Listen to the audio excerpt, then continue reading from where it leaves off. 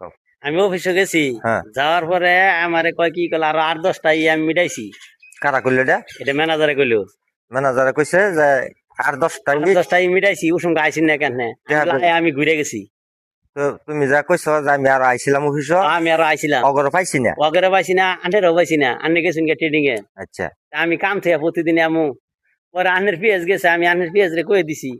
আচ্ছা 2-3 দিন কইছি, এরপরে আন্নের পিএস আন্নের আয় কইছে না, আচ্ছা। তাহলে আন্ন অস্বীকার করতেছেন যে আমি এটা বাউ করা পাইতাম না, তাহলে আন্নের সুর পিএস রাখছুন কে?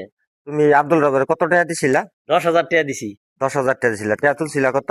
টাকা তুলছিলাম 20,000। 20,000 তে 10,000 টাকা দিছি। 10,000 দিয়ে আসছি। 10,000 টাকা আব্দুল রবে বইয়ের মধ্যে তোমার তুলে ওই দিছে আমাদের না। তুলছে না, আমি মূর্খ মানুষ, আমি তার বুঝি না। ও হুদাই কলম নিয়ে খুচাখুচি করছি, এটা তো আমি জানি না। আচ্ছা প্রিয় দর্শক ভাইয়েরা, আপনারা জানেন আব্দুল রব একজন প্রতারক। আমিও এই জন্য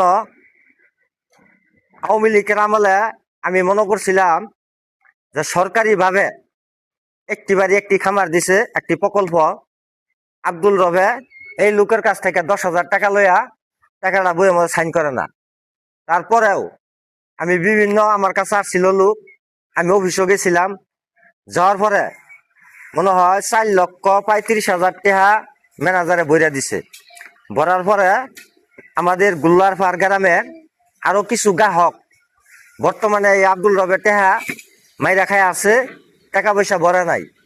সর্বশালী 7,000 টাকা খাইছে, জাহার আলী 4,000 টাকা খাইছে। সব মিল্লা টাকা পয়সা খায়া আব্দুল রবেরে ট্রান্সফার করে দিছে।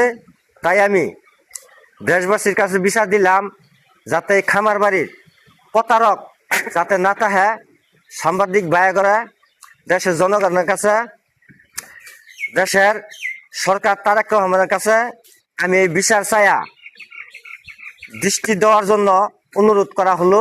আমি এই বলে কথা আজকে এখানে শেষ করলাম। আসসালাম।